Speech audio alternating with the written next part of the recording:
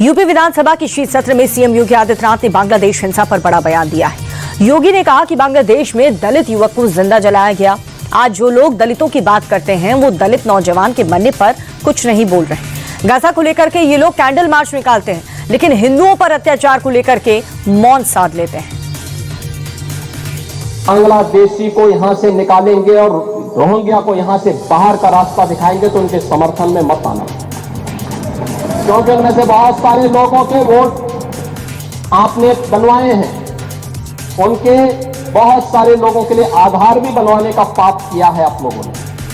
इसलिए इन चीजों को ध्यान में रखना और एक एक चीज की स्क्रीनिंग होगी, बहुत प्रभावी कार्रवाई करेंगे।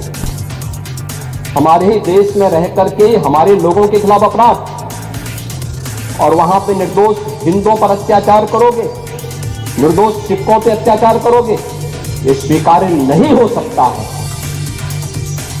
इधर लखनऊ में ब्राह्मण समाज के नेताओं की बैठक को लेकर के खूब सियासी चर्चाएं हुई हैं।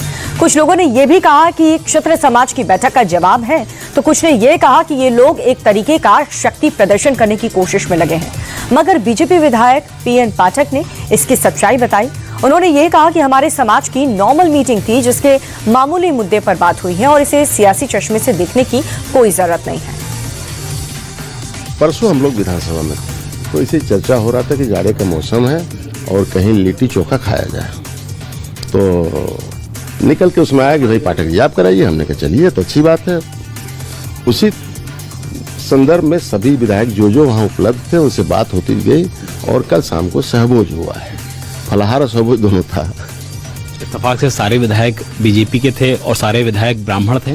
नहीं, उसमें हमारे भूमिहार ब्राह्मण हैं, हमारे धर्मेंद्र जी भी थे। ऐसा थोड़ी है कि इसमें बुराई क्या है?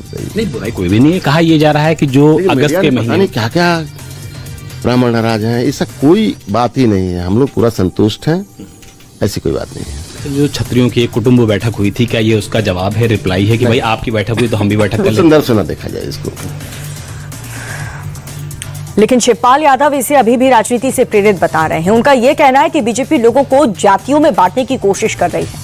उन्होंने ये कहा कि ब्राह्मण समाज के नेता समाजवादी पार्टी के पास आए, हमारी पार्टी में उन्हें पूरा सम्मान मिलेगा। आप लोगों के द्वारा ही पता चलाता है, पिछले सत्र में भी किसी वर्ग की मीटिंग बुलाई गई थी और फिर बुलाई गई है, तो ये भारतीय जनता पार्टी के लोग जात में बांटते हैं। हम तो कहेंगे ब्राह्मण समाज की अगर मीटिंग हुई है, सब हमारे समाजवादी पार्टी में आए, सबको सम्मान मिलेगा। और अब बात करते हैं महाराष्ट्र की, जहां पर निकाय चुनाव में करारी हार के बाद उद्धव गुट ने बड़ा सियासी कार्ड खेला है।